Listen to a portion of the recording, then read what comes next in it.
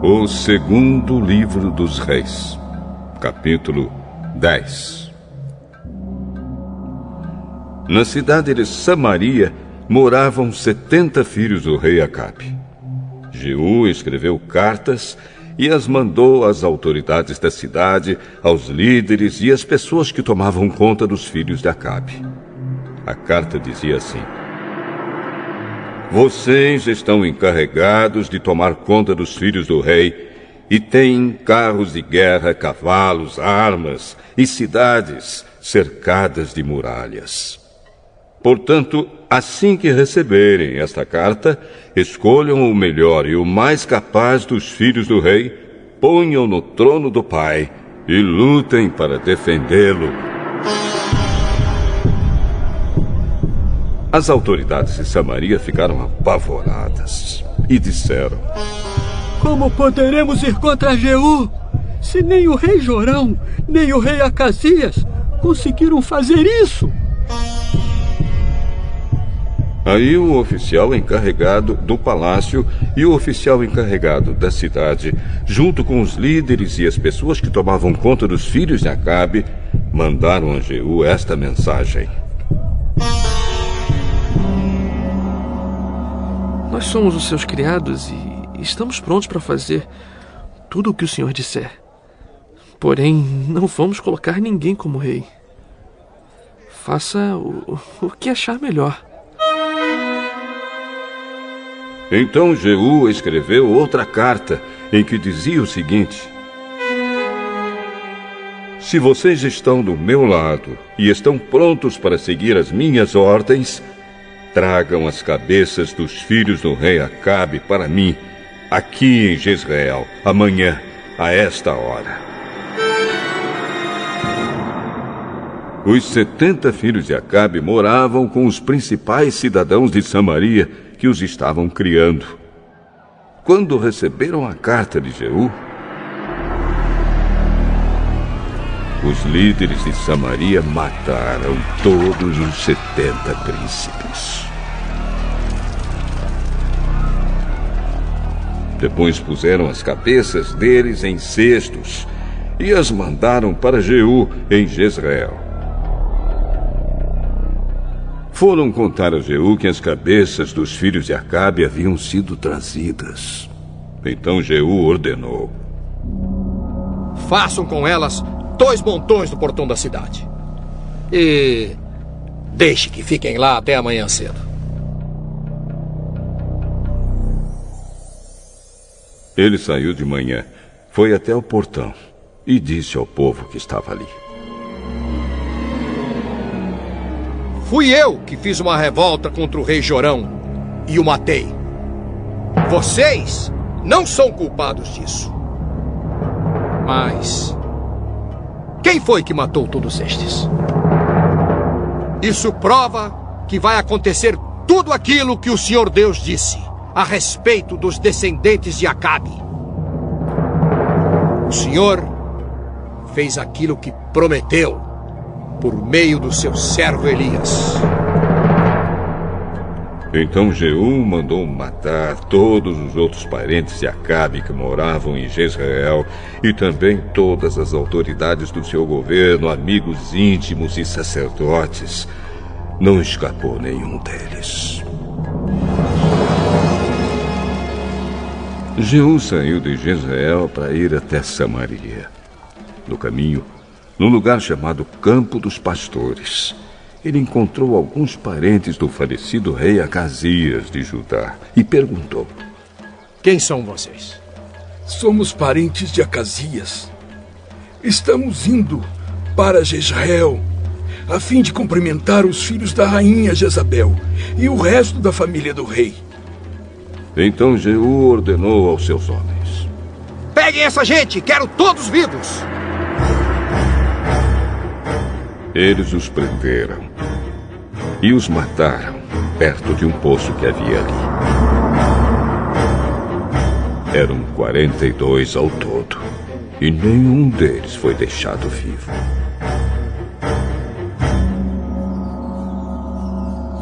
Jeú saiu dali e no caminho encontrou-se com Jonadab, filho de Recabe, que havia ido falar com ele.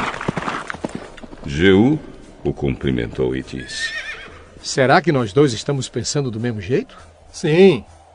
Então, me dê a sua mão. Eles apertaram as mãos. E Jeú ajudou Jonadab a subir no seu carro de guerra. Jeú disse: Venha comigo e veja você mesmo como sou dedicado a Deus, o Senhor. E Jeú o levou no seu carro para Samaria. Quando chegaram lá,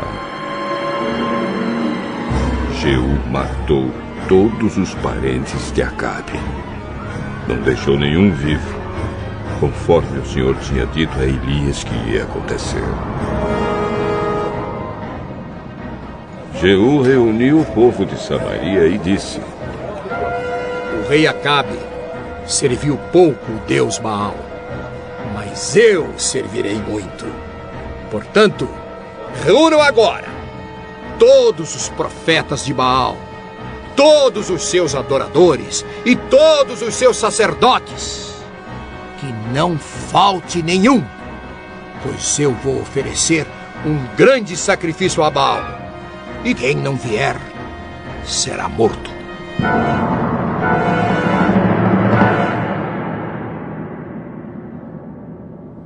Mas esse era um jeito de Jeú enganar os adoradores de Baal para poder matá-los.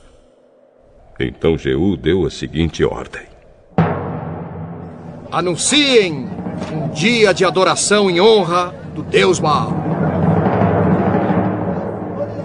O aviso foi feito, e Jeú mandou mensageiros por toda a terra de Israel. Então vieram todos os adoradores de Baal. Não faltou nenhum. Eles entraram no templo de Baal, que ficou completamente cheio. Então Jeú mandou que o sacerdote encarregado dos mantos sagrados trouxesse os mantos e os entregasse aos adoradores. Depois disso, Jeú entrou no templo com Jonadab, filho de Recabe, e disse às pessoas que estavam ali: Vejam bem que somente adoradores de Baal estejam aqui, e que nenhum adorador de Deus, o Senhor, tenha entrado, hein?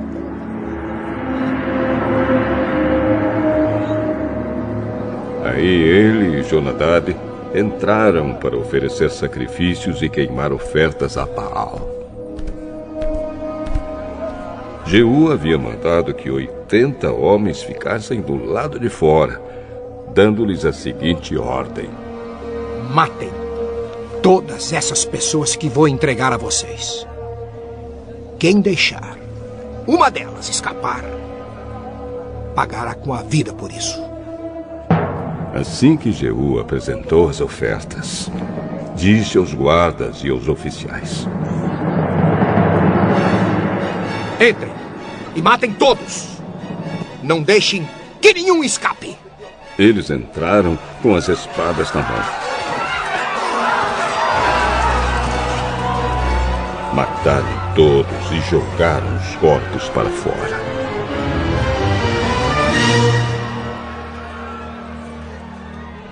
Então entraram no santuário interior do templo, levaram para fora as colunas que estavam no templo de Baal e as queimaram. Também destruíram a coluna de Baal e o seu templo.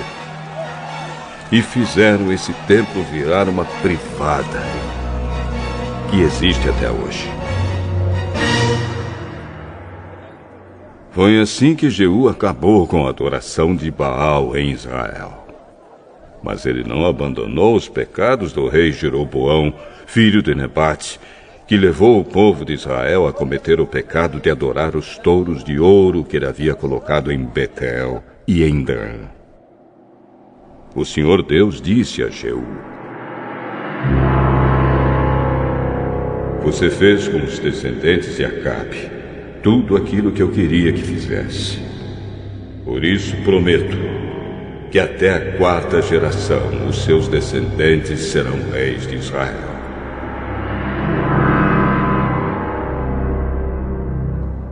Mas Jeú não obedeceu de todo o seu coração à lei do Senhor, o Deus de Israel, nem abandonou aqueles mesmos pecados que Jeroboão havia feito o povo de Israel cometer no passado.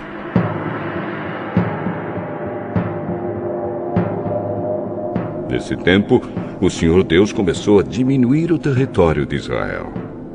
O rei Hazael, da Síria, conquistou todas as terras israelitas que ficavam a leste do rio Jordão, até a cidade de Aroer, no rio Arnon, no sul.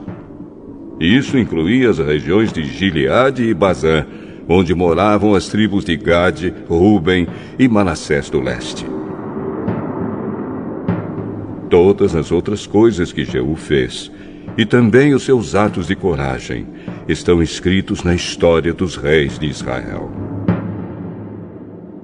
Ele morreu e foi sepultado em Samaria, e o seu filho Jeoacás ficou no lugar dele como rei.